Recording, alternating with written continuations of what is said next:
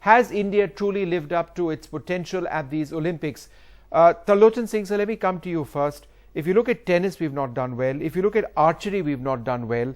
There have been a few controversial decisions in boxing that have gone against us. Is this really the breakthrough year all of us were expecting? You see, we are not at all depressed about this, although we were expecting more medals, especially from the archery team and the shooting. But what we feel that overall these sports are now on the rise. People are now interested. Media has helped us.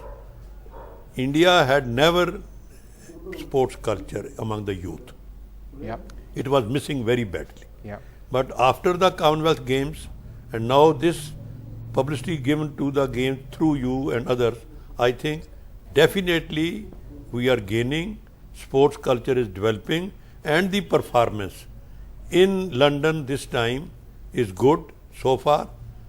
There are some things that chances we missed, but overall we feel that this has been a good performance. Sure. And next time we should hope well.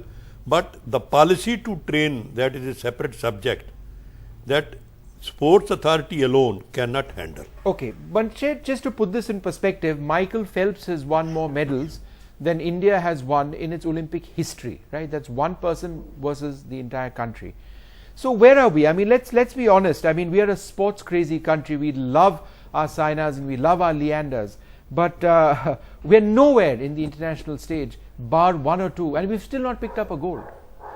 Well, that's true, you know, and this is a lot to do with the way the athletes are prepared in other countries, especially in the US and now China.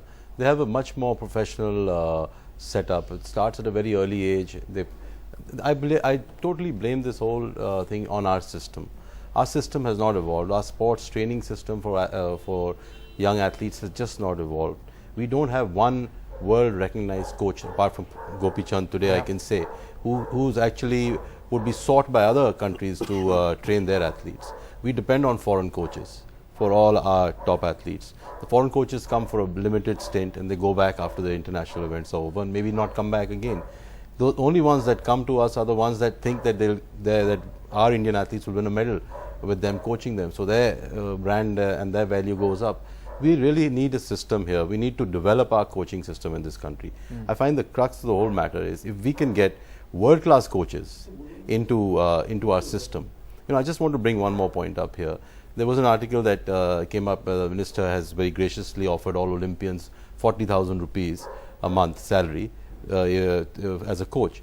Now, I just wanted to tell you the shooting coach, yeah. I won't want to name him, gets that same amount per day, yeah. training the Indian shooters. Yeah. How are we going to produce Olympic champions if we don't have enough money to spend on our coaches who are actually the people who are going to start the whole process? Zafar Iqbal, hockey, 2 matches, 2 losses for us. I mean, where is that Olympic glory that we were all expecting? Will we ever, you know, I mean, we have for once a fantastic coach in hockey, but it's not happened this Olympics. We're going to have to wait another 4 years before we have any chance. Is this perhaps, is this not a huge disappointment for you? Definitely, but you know, we are competing with other ranked teams in the Olympic Games. At this stage, we are, you know, at the 10th position in the world. So now we are facing the Germany or Holland, where they are ranked 2nd or 3rd. So naturally, you can't jump from 10th to 1st place or 2nd place. We were expecting, yes, the team would play a better game this time, but we have lost all 3 matches, that too against the Holland and naturally New Zealand badly, I would say, and Germany outclassed us.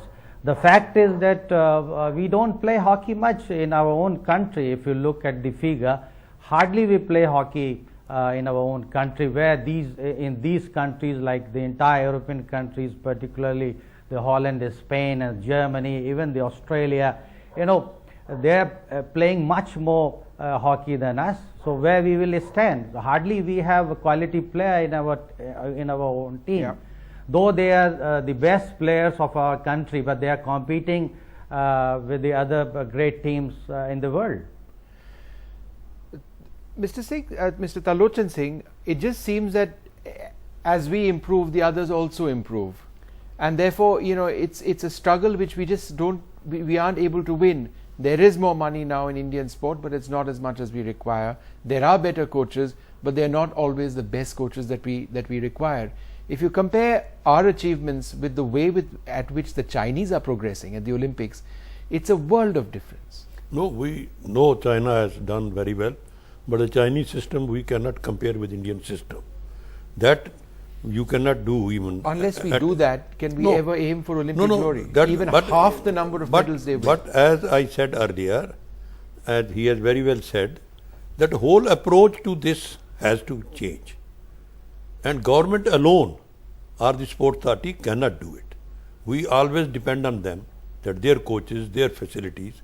You see what Korea has done. We should project that to India. There, I was there 3 times. Every big industry unit has been given charge of one sport. Yes. And this is not today. For last 30 years they are doing this.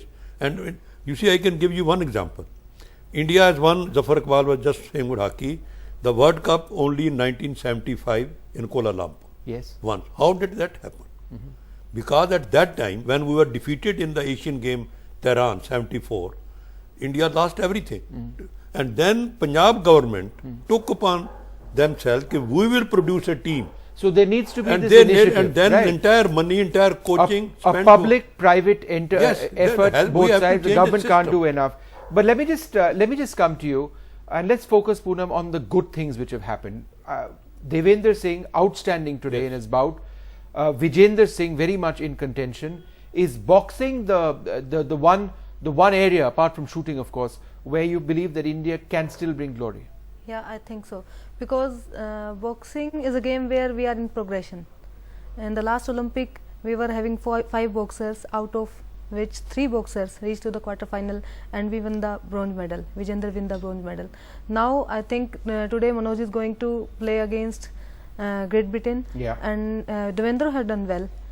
He is going to play against in quarterfinals. He is going to box against Ireland boxer. I think it would be tough for him, but he will win that. But you are definitely expecting medals for India in boxing from here on. Yeah, sure. Mary is there. Maricom is there. And she's not even started out. She is going to start tomorrow. Okay. Amit Luthra, put this in perspective to us as a sports lover yourself. Am I being unnecessarily pessimistic over here, or is there a takeaway that we shouldn't forget about? I agree with Mansher and the rest of the gang. Let's put it in perspective. 4 years back at the Beijing, we won 3 medals. Currently, we are just halfway through. We already have 3 medals, and we have good chance of maybe wrestling or shooting or boxing also. So probably we should get about 5 medals if we are a little optimistic. Having said that, we have done the best, compared to last Olympics. We have done really well. But if you do a zero-based budgeting, if you see the actual population, the Indian population, which is about 1.22 billion, you compare it with China, which is 1.4 billion. And if you do an analysis of the total world population, India would be about 17.2%, China would be about 19.2%, and we just have 3 medals. China has over 45 medals. Like you just said, Michael Phelps has got more medals than India has got in the whole history. And even a country like, the US has got 4.5% of the world population. They have over 45 medals. Yeah. Even a small country like Singapore, which is got less than half the population of Delhi, probably 52 lakh is the population, they have one bronze medal. Yeah. So which would work out to probably not even 0.1% of the world population. That's 0.07% of the world population.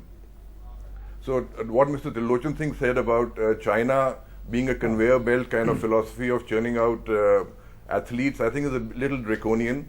We need to have a mix between the two, and I think the only way to do it, like I agree with Mansher, is to have good coaches, but I would go a little further and add on infrastructure, playing fields, equipment. I believe one of our walkers did not have shoes to even wear and walk. Right. So what are we talking out here? And more so, I think more importantly, a sport should be a source of living, like you have for cricketers, or you have for the elite sports like golf, which is going to be introduced in the next Olympics, or the tennis players. Well, fair enough. Important points. Let me just finish. Other than them, the hockey players, the footballers, Yeah. they are kind of not even making two ends meet. Yeah, So no, what are we I see talking the out point here? that you're trying to make. I think it's the culture of sport in this country that needs to change dramatically, and I think this Olympics has just highlighted that requirement once again. But we've still got some way to go in these Olympics. Let's just hope for the best, and thank you all very much for joining us. India's #1 news app just got even better. Download NDTV's new app. Fully optimized for retina display. Full screen view. Faster response time. And Sudoku. NDTV's new iPad app. Download now.